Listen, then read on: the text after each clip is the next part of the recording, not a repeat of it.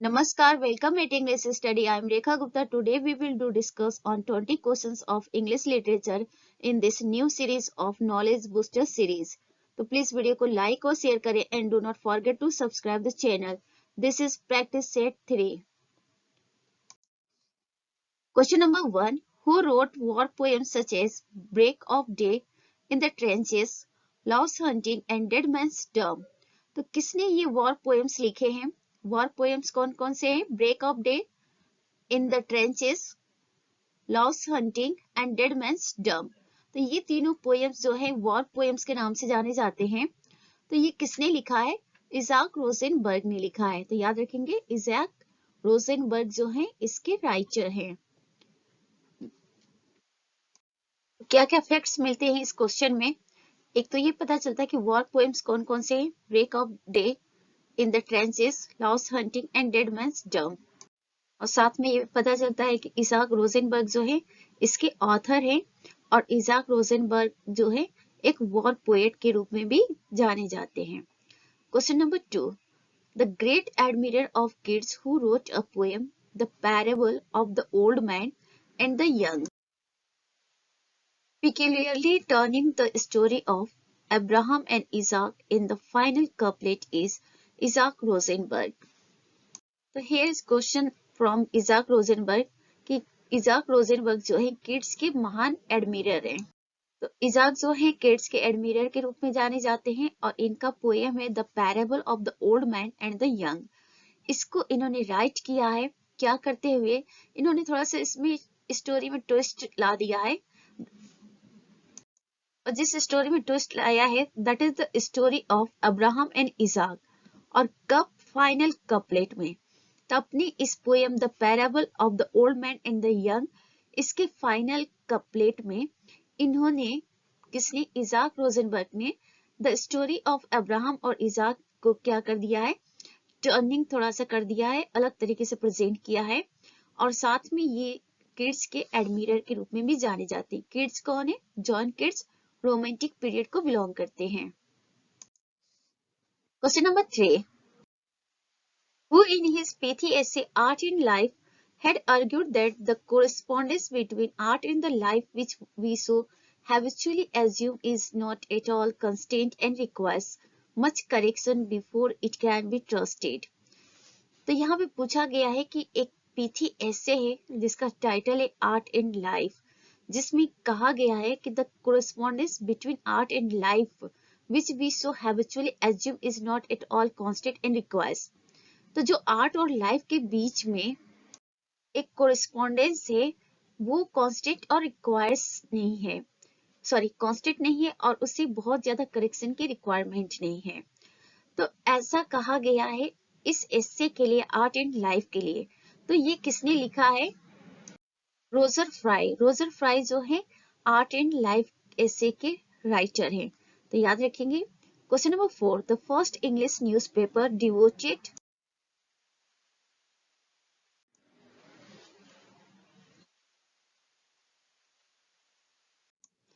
तो इसे याद रखा जाएगा कि ये डेली मिरर जो है ये इंग्लिश न्यूज़पेपर है और ये वुमेन्स इंटरेस्ट के लिए डिवोटेड था। 1903 में फाउंड हुआ था। Question number 5. Who wrote the essays modern fiction and Mr Bennett and Mrs Brown? It's Virginia Woolf. तो किसने एसेज लिखे हैं, मॉडर्न फिक्शन लिखे हैं, Mr Bennett and Brown, Mrs Brown लिखा है, ये सारे वर्क्स किसने लिखे हैं? तो दैट इज वर्जीनिया वुल्फ। तो वर्जीनिया वुल्फ का ऐसे है modern fiction and Mr Bennett and Mrs Brown, ये दोनों ऐसे वर्जीनिया वुल्फ का है। Question number 6. The club formed in 1920 centred around Leslie Stephen's two daughters, their husbands, their friends and neighbors, was named the Memoir Club. एक club form होता है 1920 में जो सेंटर्ड है किसके अराउंड? लेस्ली स्टीफेंस के टू डॉटर्स और उनके टू हस्बैंड्स और उनके फ्रेंड्स और उनके नेबर्स के सेंटर्ड है ये क्लब। और इस क्लब का फॉर्मेशन होता है 1920 में। क्लब का नाम आपको बताना है, तो the name of the club is the memoir club. Question number 7. A coherence in things is what Mrs. Ramsay recognizes in a visionary moment of tranquility as a stability, something immune from change. Which novel of Virginia Woolf is being referred to in these lines? Here's some lines from Virginia Woolf's novel, and the name of the novel is To the Lighthouse. Virginia Woolf का novel है to the lighthouse, इसी से ये sentence लिए गए हैं. Occurrence in things is what Mrs Ramsay recognises in a visionary moment of tranquillity. तो याद रखेंगे ये स्टेटमेंट, ये लाइंस जो है कहाँ से लिया गया है? वर्जीनिया वुल्फ के novel to the lighthouse से. Question number 8. In her longest novel Woolf stresses the nature of a local awareness of the sequential passage of time from the 1880s to the 1930s and explores the consequences and processes of waiting, learning, aging. Name the novel. तो यहाँ पे पूछा जा रहा है कि उस novel का नाम बताना है जिसके बारे में ये सारी बातें कही गई है. तो that is the years. The years novel Virginia Woolf का है और ये इनकी लॉन्गेस्ट नॉवेल है जिसमें इन्होंने स्ट्रेस किया है किस पर? नेचर पर. और कैसा नेचर? लोकल अवेयरनेस को लेकर. और कब से कब तक के टाइम पीरियड का? 1880 से 1930s के बीच में. तो ये सारी चीजें जो है बिलोंग करती है द नॉवेल द ईयर्स से.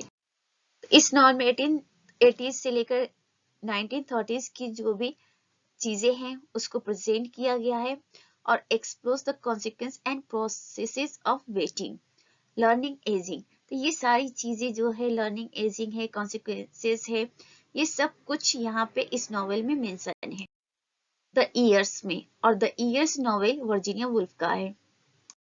Next question. In which of her novels Woolf apparently seeks to both dissolve and define character in a fanciful connection of English history and shifting gender. That is Orlando. Virginia Woolf के किस novel में उन्होंने dissolve और define character को वो find out किया है और उसमें उन्होंने क्या प्रेजेंट किया है?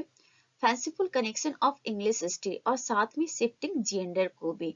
तो दैट इज ऑर्लैंडो. ऑर्लैंडो जो नॉवेल है इसमें वर्जीनिया वुल्फ की ये नॉवेल है और इसमें इन्होंने डिसॉल्व और डिफाइन कैरेक्टर की बात की है. Question number 10. Who wrote succinct narratives as in a German pension, Blaze and other stories and the garden party and other stories. तो ये जो वर्क है इसके लेखक कौन है? तो दैट इज कैथरीन मैन्सफील्ड.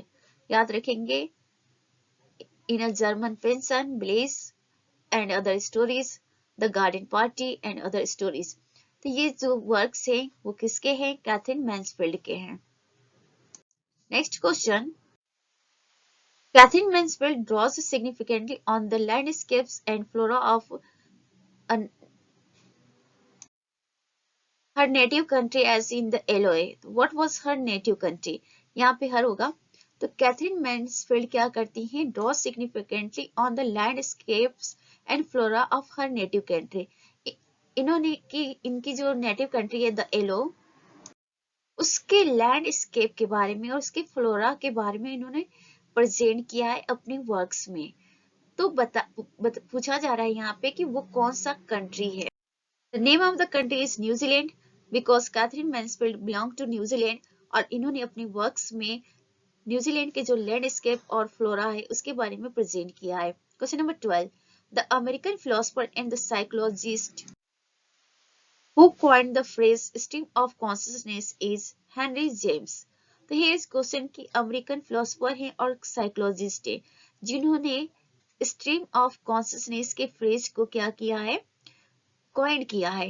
तो that is the name of that American philosopher and psychologist is Henry James. यहाँ पे स्ट्रीम की जो स्पेलिंग है मिस स्पेल्ड हो गई है तो इसको देख लेंगे, यहाँ पे आ होगा.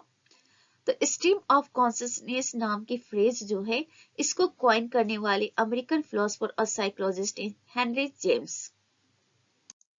Question number 13. Prior to Proust, who had pioneered the technique of stream of consciousness in France? तो प्रायर टू प्राउस्ट में वो कौन है जिन्होंने स्ट्रीम ऑफ कॉन्शसनेस की जो टेक्निक है उसको फ्रांस में इंट्रोड्यूस किया है, उसको आगे बढ़ाया है, तो दैट इज डुजार्डिन। डुजार्डिन ने क्या किया अपनी वर्क प्रायर टू प्लास्ट में, जो फ्रांस में स्ट्रीम ऑफ कॉन्शसनेस की टेक्निक है उसको आगे बढ़ाया है। तो इन्हीं का इनिशिएशन है फ्रांस में स्ट्रीम ऑफ कॉन्शसनेस की जो टेक्निक है उसको लाने का। Question number 14. Pilgrimage, Dorothy Richardson's sequence of novel contained how many volumes in total? Pilgrimage जो है डोरोथी रिचर्डसन के सीक्वेंस ऑफ नॉवेल है और इसमें टोटल कितनी वॉल्यूम है, तो दैट इज 13 वॉल्यूम है। ये एक नॉवेल का सीक्वेंस है पिलग्रिमेज, किसका है, डोरोथी रिचर्डसन का। टोटल कितनी वॉल्यूम है इसमें, 13। Next question, who propose to give really new feelings, a whole new line of new emotion, which will get us out of the emotional rut in a series of essays in 1920s, Lawrence। तो यहाँ पे question पूछा जा रहा है कि who proposed to give, किसने proposed किया है।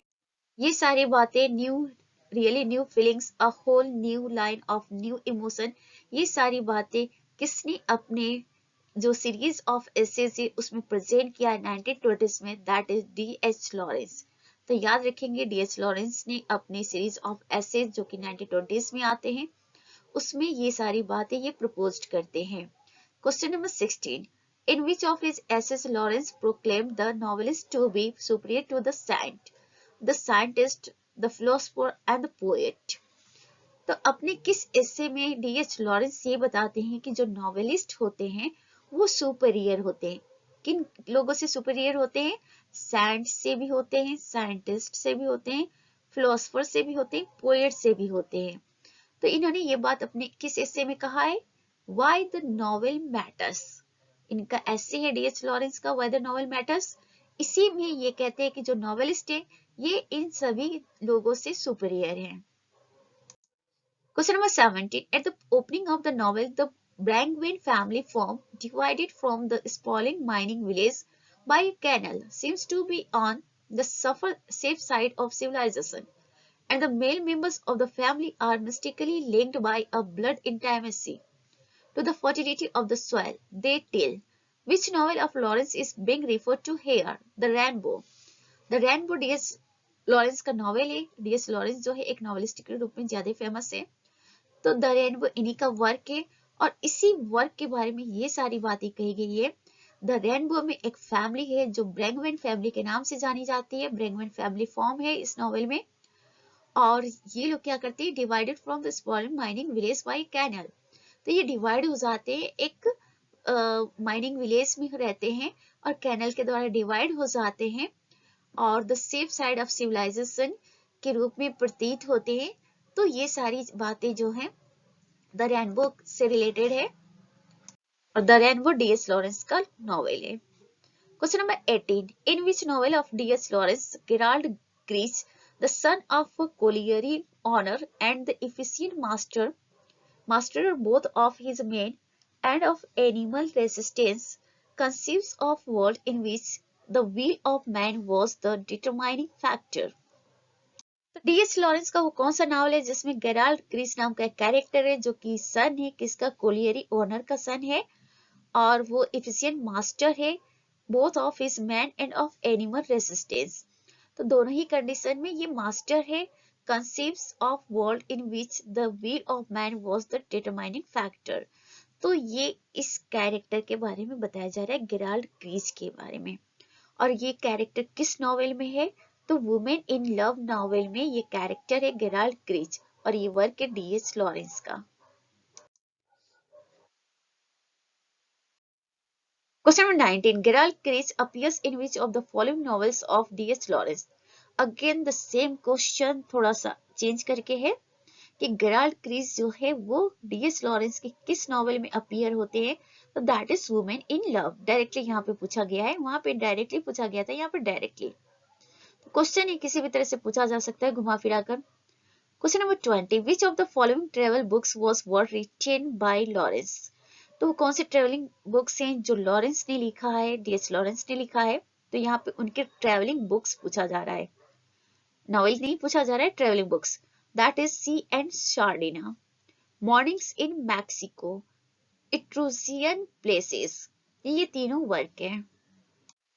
तो याद रखेंगे sea and Sardinia, morning in Mexico, Etruscan places, ये सभी ट्रेवल बुक्स है और किसके, डीएस लॉरेंस के हैं। तो लॉरेंस से संबंधित कई सारे क्वेश्चंस हमने यहाँ पे देखे हैं।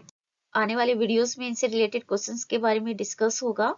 कुछ क्वेश्चंस उस वीडियो में भी रहेंगे, अपकमिंग वीडियोस में। तो आप लोग देख सकते हैं कि डीएस लॉरेंस बहुत इंपॉर्टेंट राइटर बन सकते हैं हमारे लिए। इनसे रिलेटेड बहुत सारे क्वेश्चंस बन सकते हैं। और इनके कुछ वर्क्स थे, कुछ नॉवेल्स थे जिसको बैन भी कर दिया गया था, तो इसके बारे में बाद में बात होगी। This is all about for today's video. Please video को लाइक और शेयर करें, and do not forget to subscribe the channel. Thanks for watching.